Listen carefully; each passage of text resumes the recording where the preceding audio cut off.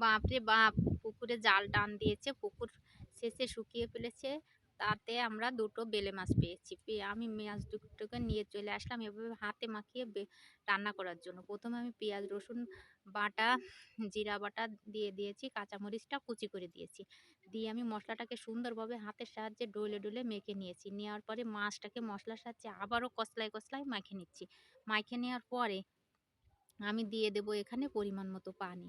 পরিমাণ মতো পানি দিয়ে চুলায় দিয়ে দিয়েছি দেখুন। এবার পানিতে বলক চলে আসলে আস্তে, আস্তে করে আমি মাছটাকে উল্টায় দিচ্ছি। এর সাথে ভাই জোর খাটানো যাবে না। কারণ বেলে মাছ বলে কথা, একটু জোর খাটালেই ভেঙে সব গুলিয়ে যাবে। এজন্য আমি আস্তে, আস্তে করে মাছটাকে উল্টায় দিলাম। এভাবে আমি জাল করে নেব।